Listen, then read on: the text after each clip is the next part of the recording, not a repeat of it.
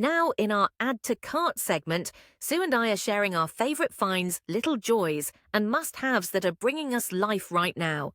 If we love it, you just might too. Hi, everybody. Welcome back to Who's Sitting at Your Table. Today, we are going to be diving into one of our favorite episodes. Tony and I are going to be sharing one of our favorite things that we love and that make us happy. So I know a lot of you don't know me, but my friends who have traveled with me or who have stayed at my home know that more likely than not, when they get home, they're going to have some boxes on their front porch and their husbands might not be too happy. I'm sorry, but not really sorry. I've always been, and Tony knows this, I've always been that person who shares like everything. Maybe I overshare too. I share services, doctors, items, products, you name it. And if someone wants to wear the same shirt, the same shoes, go for it, buy it. I love it. And so I share with my friends, my family over the years. Heck, I've even shared with strangers. Really.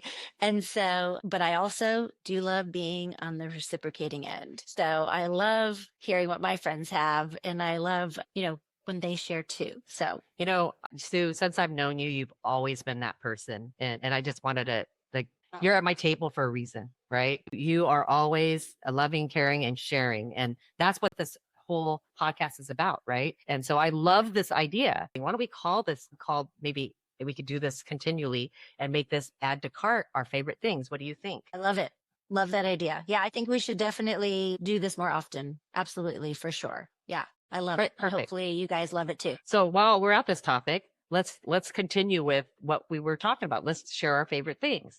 So Sue, go ahead and tell us a little bit more about what your favorite things are. All right. So the first thing I'm going to share with y'all tonight is something that came from my friend Ashley's sister. And I can't remember. I don't even think I saw it in person. I think it was something she talked to us about and then sent us a link. And I'm like, went online. I'm like, oh, that's pretty cool. So it is something it's called the Flat Lay Co. Okay. The Flat Lay Co. I believe it's out of London. Now they have different things. They don't have a lot of, I'll show you. This is their standing brush makeup bag. Oh, cool. Can you see? I see it. So it's not very big. What I love about it is I've been using this because I travel a lot. So it unzips, Cool. folds down, and you can put it on a counter, right? And it has little things on the side to stick your brushes so they don't fall all over the place. And then I'll stick some of my the eyeshadow brushes in the middle, my big brushes on the outside. I think I even stick some lip gloss in there.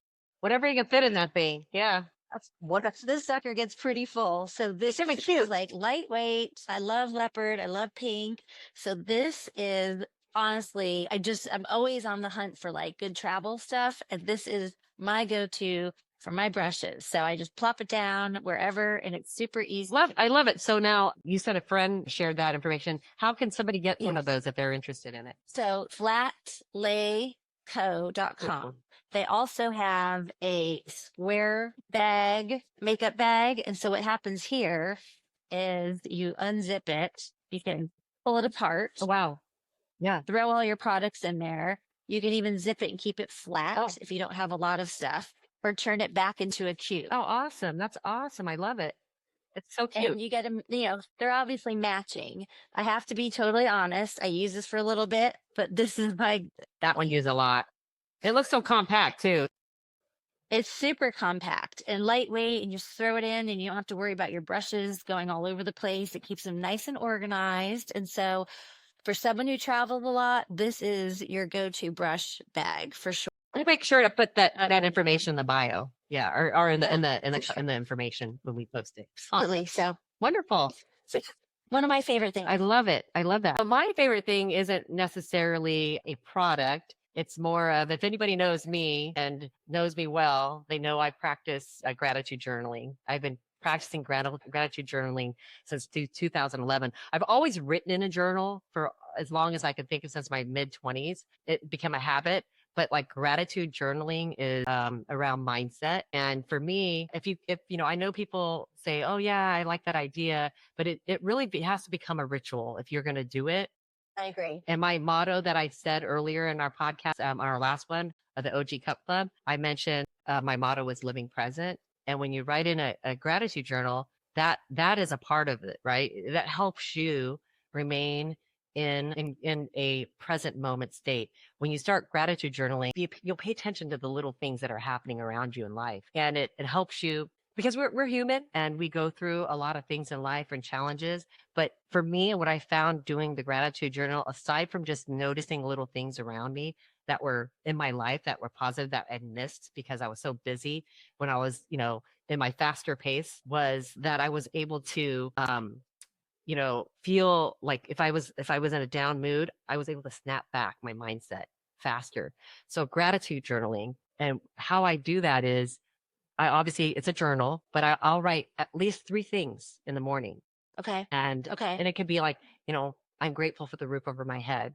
The roof over the head keeps comfort and safety for me and my family. Right. So I write what it is, and then I write what it does, for me. Okay. And then I'll do at least 3 of those. And then at night, Okay. I will also do what I like to call magic. And that is writing 3 things throughout my day that had happened to me that I had a connection with, that made me happy, or some sort of joy that was brought to me. That's why I call it magic, because it was joy. It sparked joy in my life. I will write that down in the book. So then I wake up with gratitude. I go to bed with magic. And that is what helps you with your mindset.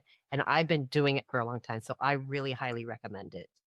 Let me ask you, Tony. So you write, is it one journal that you do your gratitude and magic? And so also when you're going to bed, you can kind of revisit what you wrote. Exactly. Yep. Yep. You can highlight it. Yep.